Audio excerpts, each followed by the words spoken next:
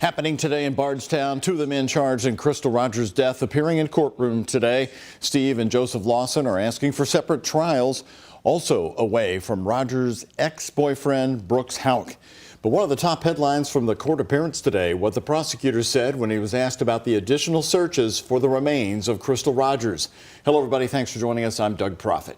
And I'm Connie Leonard. Our Focus reporter, Travis Breeze, and photojournalist Jessica Farley traveled down to Bardstown to listen in on those arguments to keep the trials separate. Attorneys for Joseph Lawson say there's a much larger pool of evidence against Brooks Houck, and so it makes sense to separate these trials. While that decision looms, the judge is already looking at possible hotel stays for a February trial in Warren County. While the decision on separate trials is yet to be made, the pool of evidence is nearly complete. Prosecutor Shane Young says he's combing through the last files from the U.S. Attorney's Office and that not much was added after recent searches. I know there's been a couple additional searches. Is there anything additional coming from that? Or no, sir, not much. The FBI most recently searched a property in Cox's Creek on September 6th, one of many over the past several years. Friday was a hearing for father and son Steve and Joseph Lawson. Joseph's attorney gave the judge a manila folder with recorded statements from Steve that they say need to be excluded or allow the cases to be tried separately so they can cross-examine Steve. They say Steve implies that Joseph and Brooks Houck met and planned the destruction of Crystal's car, which ended up being found on the Bluegrass Parkway. In addition to the arguments between father and son, they both want to be separated from Brooks Houck, who they say has received significantly more media coverage and has way more evidence against him. Kind of the gross disparity of evidence between Mr. Houck especially and Joseph Lawson. And then what I believe is an unavoidable bleed over of evidence from Mr. Houck. Causing prejudice against Mr. Lawson. Judge Charles Sims asked Joseph's attorneys to file more of their arguments online before he rules on the separation. They are beginning to look at accommodations for a February trial in Bowling Green and say no defendants can stay in the same hotel. In Bardstown with photojournalist Jessica Farley, Travis Breeze, WHAS11 on your side. The third man in this case facing charges in the Crystal Rogers case is, of course, her ex-boyfriend, Brooks Houck. He's charged with murder and tampering with physical evidence. His attorneys are also fighting to keep his trial separate from the Lawsons, saying if the trials are combined, Houck's team will not have the opportunity to cross-examine Steve Lawson and tell Brooks's side of the story. The judge has not ruled yet on combining the trials. The WHAS11 News team following this case closely since Crystal Rogers was first reported missing in 2015. For a full timeline of the investigation, head to the Focus tab at WHAS11.com. Indiana Attorney General Todd Rokita is asking the court to deny Jamie Knoll's motion to unfreeze his assets. Earlier this month, Jamie Knoll was sentenced to 12 years in prison and 3 years probation as part of his plea agreement. He also has to pay more than $3 million in restitution to his victims. Well, last week, Knoll, his wife Misty, and daughter Casey filed a motion to unfreeze their assets to be sold to help pay the money owed.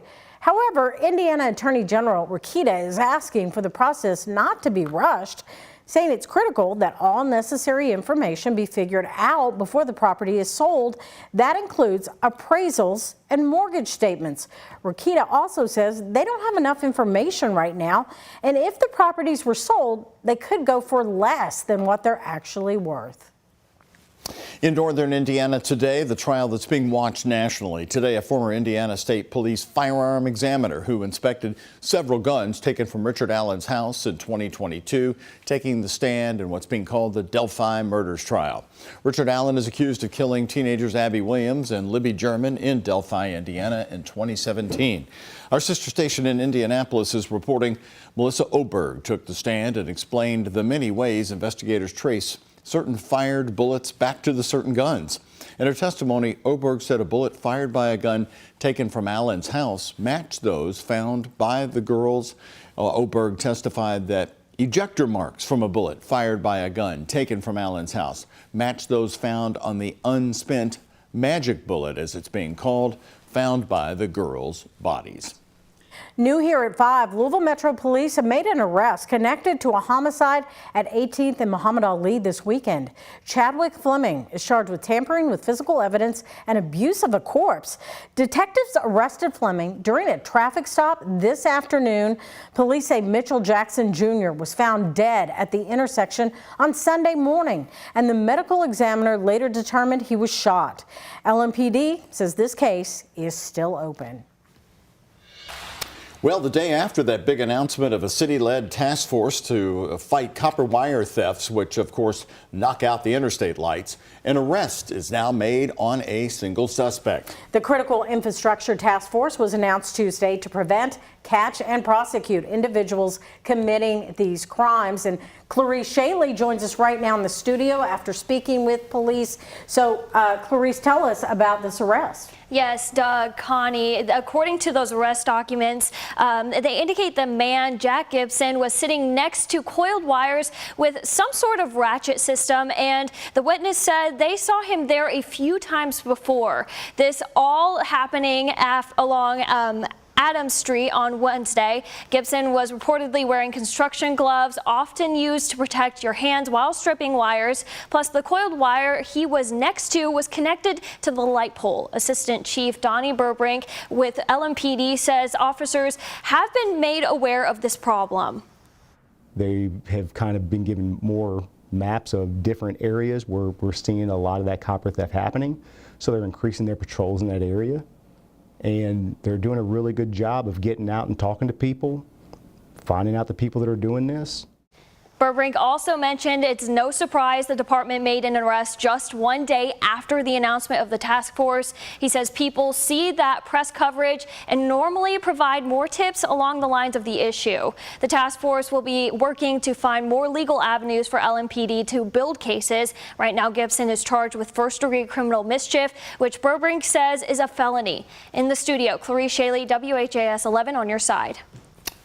Clarice, thank you. Well, we had something we haven't talked about happen today. Look, right in the middle of your screen, clouds returning to Kentuckiana. And I think, Connie, it means going to set up for a really nice fall weekend. Yeah, Ben and I were talking about just seeing some clouds out there today because we've had blue skies most of the last couple of weeks. And warmer breezes today. Yeah, and it's going to set up for a really nice night out because there's so many football games and so many things going on, Ben. Nice and mild, mostly dry. It is weird to have the big change, some clouds passing on through. It's just sunny days, one after another here through the month of October. But it is very comfortable out there in the 70s. We do have a front that's moving through tonight. It's going to drop us down to the 60s for highs for the next couple of days, but still lots of sunshine to enjoy throughout your weekend.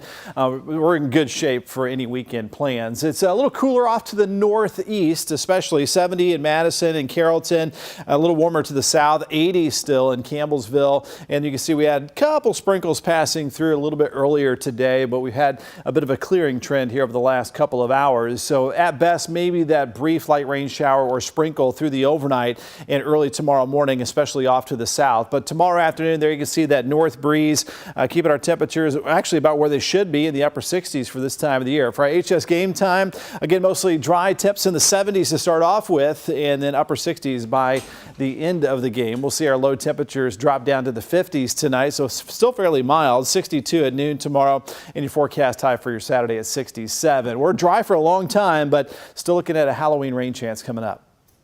Ben, thank you very much. More local news here tonight at 5 o'clock. New charges tonight for a woman who was involved in a fatal crash that happened back in early summer. She's now being charged in connection with that deadly crash that happened in Bullitt County in June. According to police, 31-year-old Dawn Middleton has been arrested, accused of causing a crash on June 5th.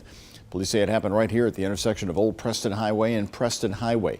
That's where witnesses reported two cars collided in the middle of a flashing red light, which operates as an all-way stop. Two elderly people died in this crash. Police say nearby surveillance video shows Middleton blowing through the traffic light at a high speed. They also say she confessed to using substances before the crash on a jail phone. That's where she confessed on a jail phone call to her husband, according to authorities. Her charges include murder and operating a car under the influence of a controlled substance. She's expected to appear in court coming up Monday morning at 9 a.m. Metro Police are also investigating a cockfighting ring in Louisville after they say an anonymous video tipped them off. Joel Garcia and Raul Alcina have been charged with multiple counts of cruelty to animals in Valley Station. According to court documents, police were sent an anonymous video showing two men making two roosters fight. Now, these are photos from LMPD where officers found 14 birds on property, sparring mitts for fighting birds, weighted leg wraps, and a dummy rooster used to train the birds. Both suspects are expected back in court next month. Judge put the bond at $25,000 full cash yesterday, or HIP in lieu of with attorney release, and I'm going to ask the court to do the same here. Talking about a $25,000 bond for this man and the request granted. The man accused of burglarizing 3 Heine Brothers coffee shops in Louisville is no longer in jail, by the way. This morning, 27-year-old Trenton Kelly appearing before a judge who agreed to let him out on bond. Police say on October 14th, Kelly and another person burglarized 2 Heine Brothers locations on Bardstown Road and then another one on Frankfort Avenue. Kelly and the unknown suspect are accused of also stealing cash from the stores and causing hundreds of dollars in damages. The judge agreed to a $25,000 bond under the condition that he has no contact with any of the businesses that he's allegedly burglarized, and he's due back in court on November 26. Congratulations. Well, 9 members from MetroSafe's Academy moving forward in their pursuit to serve and help save lives. Today, the Academy's 48th class officially graduated and will fill roles in the organization as future call takers or dispatchers. The graduation comes amid an opening of nearly 3 dozen positions due to retirements, placing a high need for new telecommunicators to fill those gaps. To apply to work with MetroSafe, you can head to LouisvilleKY.gov.